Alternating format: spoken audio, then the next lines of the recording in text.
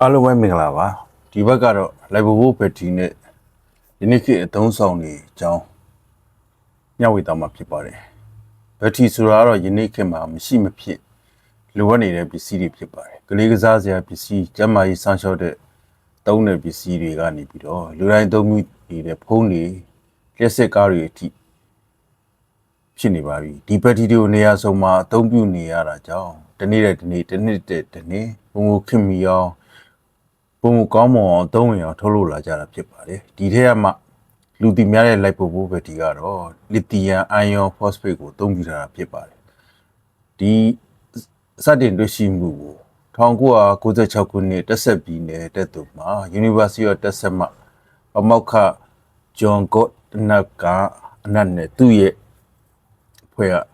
လစ်သီယမ်အိုင်ယွန်ဖော့စဖေတ်ကိုကတ်တို့အပေါင်းကိုဖြစ်အသုံးပြုနိုင်ကြောင်းစတင်တွေ့ရှိခဲ့တာဖြစ်ပါတယ်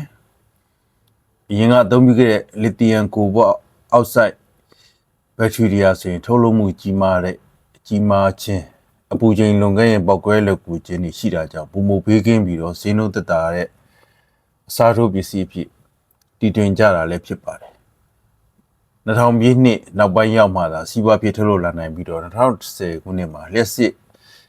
EV ကနေရောင်ကြီးစွမ်းအင်သုံးဆိုလာလုပ်ငန်းတွေမှာအများပြားသုံးပြလာကြတာဖြစ်ပါတယ်။လိုက်ပို့ဖို့လစ်သီယမ်အိုင်ယွန်ဖော့စဖေတ်ဘက်ထရီတွေဆိုရင်လက်ရှိခေတ်မှာဘေးကင်းပြီးတော့စိတ်ချရဆုံး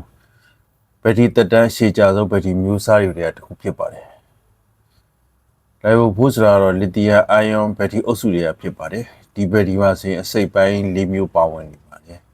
။ကတ်တို့ဆိုခေါ်တဲ့အပေါင်းကိုမှာဆိုရင်လစ်သီယမ်အိုင်ယွန်ဖော့စဖေတ်ကိုအသုံးပြုထားတာဖြစ်ပါတယ်တခြားလစ်သီယမ်ဘက်ထရီတွေနဲ့ကွာခြားစေတဲ့အဓိကချက်လည်းဖြစ်ပါတယ် anode ဆိုတဲ့ငုတ်မှာတော့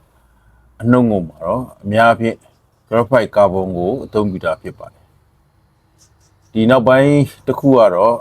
electrolyte အရည်ဖြစ်ပြီးတော့လစ်သီယမ် salt တွေပါဝင်တဲ့အရည်သုံးမှုကျဲပုံစံအရည်ကိုအသုံးပြုထားတာဖြစ်ပါတယ်ဒီနောက်ဆုံးပိုင်းမှာပေါင်းငုတ်နဲ့အနှုတ်ငုတ်ကိုမထိအောင်ကတ်တို့နဲ့ anode ကိုမထိအောင်အလွှာပါလေးတွေနဲ့ပိုင်းခြားပေးထားပါတယ်ကတ်တို့ရဲ့ပစ္စည်းအနိုရဲ့ပစ္စည်းကိုကြားကန်အလွှာပါထားပြီးတော့လေယာလောက်ကဆဲများနဲ့ဖွဲ့စည်းထားခြင်းဖြစ်ပါတယ်လစ်သီယမ်ဘက်ထရီတွေကထုတ်လို့ရမှာရည်သေးကောင်းမွန်ရေးနဲ့ဘေးကင်းလုံခြုံရေးတဲ့ဒီအောက်ပါချက်တွေနိုင်ငံစံနှုန်းတွေကိုလိုက်နာရပါတယ်ဒီချက်တွေကတော့ UN 38.3ဒါကတော့ဘက်ထရီမဲ့တေပို့ဆောင်ရမှာဘေးကင်းလုံခြုံအောင်စစ်ဆေးတဲ့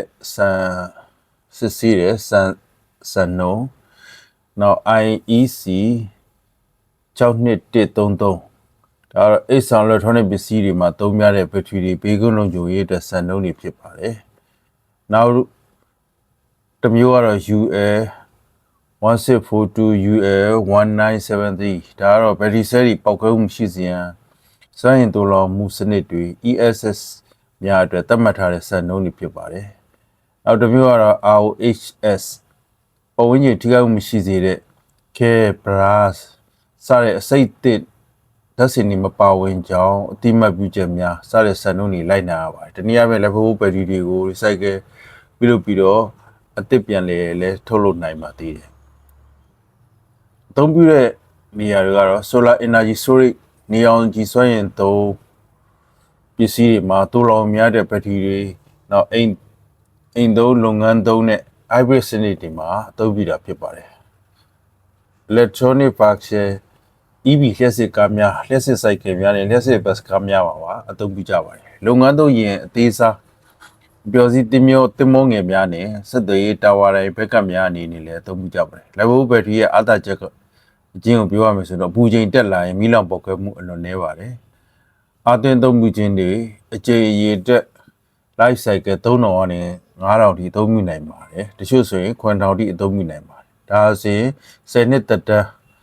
ပတ်ဝန်းကျင်ခံနိုင်ရှိပါတယ်ပတ်ဝန်းကျင်အစိတ်အသစ်တတ်ထုများမပါသည့်အတွက်တဘာဝပတ်ဝန်းကျင်ထိခိုက်မှုနည်းစေပါတယ်ဒါ့အပြင်အတာချက်မှာ level ဘက်ထရီဟောင်းများကို recycle ပြုလုပ်ပြီးတော့အသစ်ပြန်လဲထုတ်ယူနိုင်ပါသေးတယ်